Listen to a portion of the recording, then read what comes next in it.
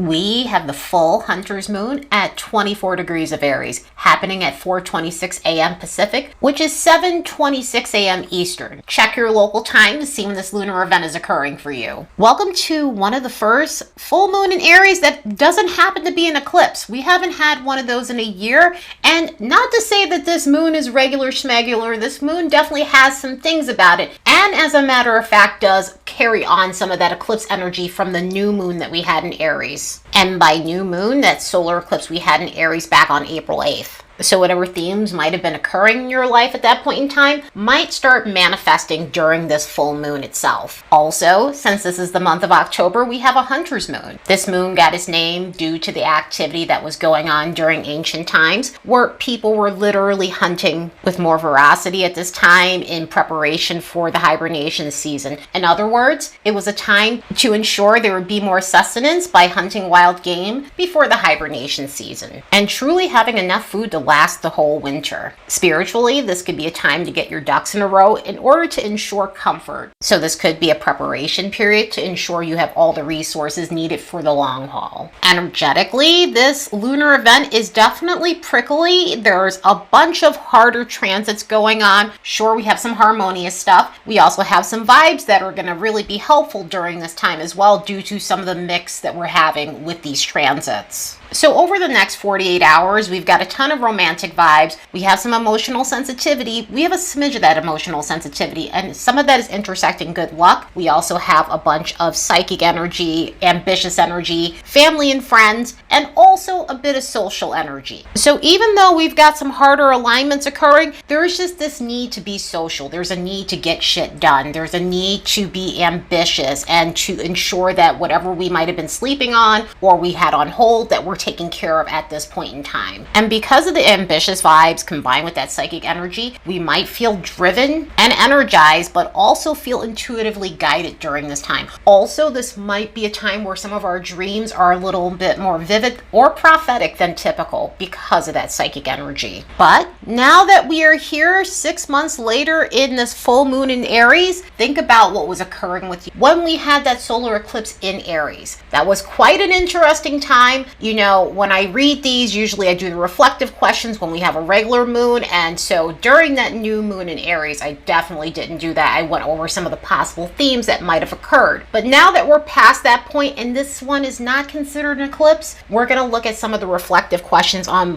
what might have occurred from that eclipse and what we're bringing forth during this full moon period. And so with this, when we deal with complete lunar cycles, it shows us how much we've developed, what we've been working on, and the things that we need to tweak, also the things that are no longer viable in our lives that we need to let go of. And with this being an Aries energy, how have you grown in this sign? What are you letting go of? What needs some adjustment when it comes down to the zodiac placements energy in your life? Aries is an energy about self-reliance. So was this a period where you were realizing it was time to become more independent? And this can show up in various different ways. This can show up in mastering the art of being a main character in your journey, getting fired up and taking on that pioneering spirit when it comes down to your goals, and forging a path for yourself. Another way this can manifest is through leaning on yourself more and building up confidence in yourself rather than seeking approval, external validation, or the go-ahead from others to do whatever it is that you desire. So was this a time where you were learning to healthily depend on yourself rather than expecting others to carry the load or again encourage you, or even realizing that you don't need other people's approval for whatever it is you want to do? Another way this newfound independence might have manifested for you is through learning how to prioritize yourself for once. Sometimes this could look like finding yourself again and who you are and your identity after a period of getting lost in other people's wants, needs, and also their identities as well. Maybe it was due to codependence, maybe it was due to familial situations, maybe it was just due to wanting to fit in. But whatever the case might be, maybe you're starting to learn how to lean on yourself and understanding that making your goals a priority, making yourself a priority, making whatever it is that you want a priority over everybody else's wants. And of course, I mean this healthily and not in a selfish way, although Aries energy can lean in that direction. But in this case, it shows us how always prioritizing other people's needs has caused us to lose ourselves and led to a ton of resentment because now we've fallen behind for where we'd like to be in life, no matter what our personal goals or career goals or any goals might be. In Aries energy, when we lean into our independence, we become more self-assured, and with that, we become more decisive and know exactly what we want out of our lives. So has this been a period where you're starting to realize what you need and what you want, and you're not wavering from whatever that goal might be, or learning to stop second guessing yourself when you come up with an idea because maybe it felt like it was too daring or too bold? But now you're starting to develop that newfound confidence that you get in Aries energy. And another thing that comes with this too is when we stop second guessing ourselves, we learn the art of healthy assertiveness. So has this been a period where you've been speaking up more? Has this been a period where you feel like you found your voice and you're doing it in a bold and courageous way without feeling fearful of what other people might think? Because you're realizing the importance of speaking your piece, but also you're realizing it's time to stand up for yourself. Of course, again, in a healthy way, because there are just times in life where we need to show others and tell others how to treat us. And not because we're being taken advantage of, but sometimes people just don't know our needs and our wants.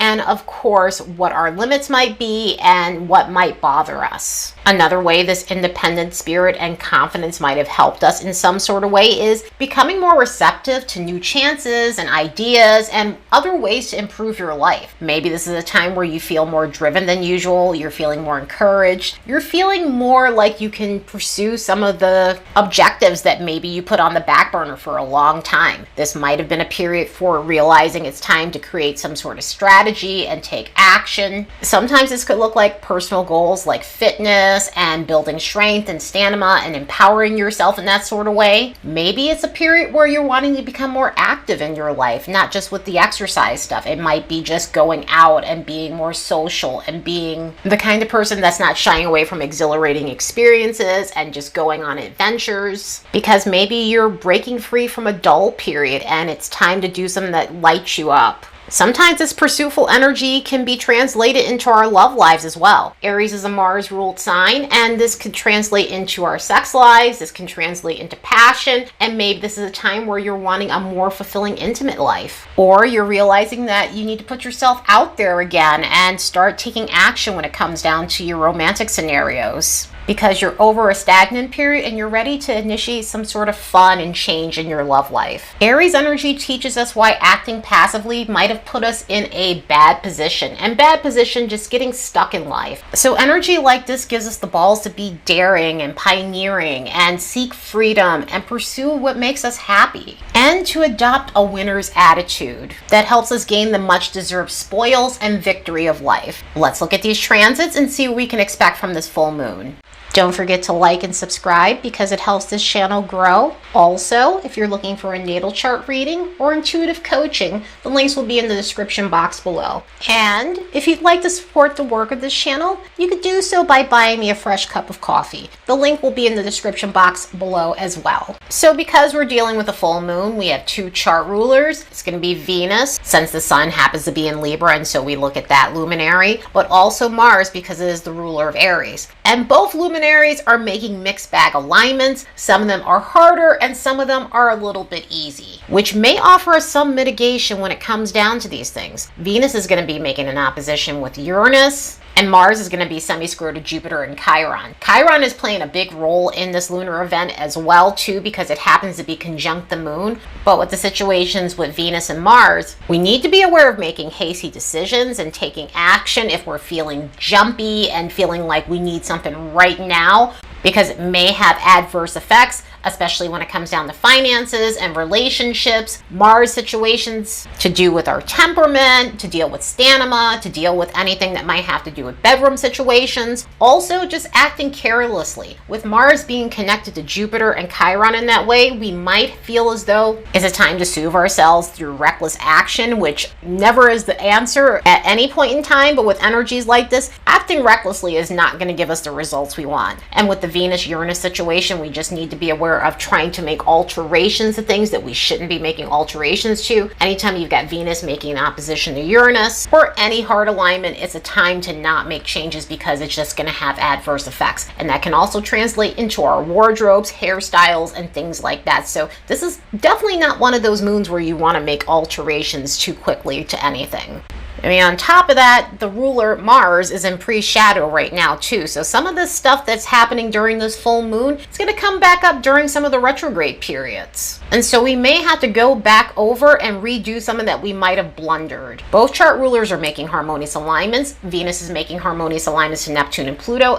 Mars is actually connected to Uranus and Neptune in a harmonious way. So even though there's a little bit of prickly energy and it may not be wise to do anything impulsively, some of this might help us take a step back and reconfigure if we need to take action on something later on, and to slow down and listen to our intuition and focus on those things that are going to work for us in the long run rather than something that's going to give us instant gratification. Even though we had so much ambitious energy on the graph, it's still not one of those times where we want to act. And when we look at the situation with the luminaries, it's definitely emphasizing waiting for the right moment to take action on whatever goals we have, because we also have a T-square going on involving the sun, Chiron, the moon, and also Pluto. And so with energy like this, there may be extra pressure to do things that satisfy our ego, to react emotionally, but we might need to take a pause and a deep dive to what might be causing this kind of behavior. So it could be a time to work on compulsions. It could be a time to examine where we might have some behavioral patterns that are causing us to self-sabotage. So we might feel some extra pressure to work on healing maybe some of the wounds that we're carrying, but also other forms of psychological motivation.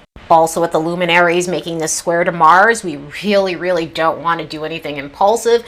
As a matter of fact, tempers might be more flared up than typical. We might feel touchier than typical. And so not only can this bring on an argumentative tone, it can also bring on a confrontational tone, maybe physicality, due to dealing with someone who's just belligerent or dealing with people who have severe ego issues and need to throw their weight around. One of the saving graces occurring during this lunar event, however, is that the luminaries are connecting with Jupiter in a harmonious way. And so that may give us that push we need to turn things around, especially if we've been feeling gritty, if we've been feeling prickly, if we've been in just a more combative headspace. This may help us pull through and get a little more jovial in our disposition. And it also tends to bring in some fortunate energy and opportunities, and hopefully because we're feeling extra ambitious, we're focusing our energy on the right things and options that can lead to fortunate circumstances. But again, go slow, because again, Mars is still connected to Jupiter in that harsh way, and so sometimes those decisions, if they're made in impulse and carelessness, or even convincing ourselves it's our lucky day, it can have adverse effects. So that's just something we need to be aware of. If something feels like a sure thing, sure, go for it. But if it feels like it might be a pipe dream or some other stuff that's just not logical or built on false belief and hope, you just want to be aware of that when it comes down to some of these energies. So this is a touchy full moon. This is a prickly full moon. It's got some good stuff to it, but it also has stuff where we just need to be aware. This week and just the month of October in general is just has some harder energies to it. So we need to pick and choose our opportunities and also what bullshit and drama we're going to engage with, participate with, or just completely detach from.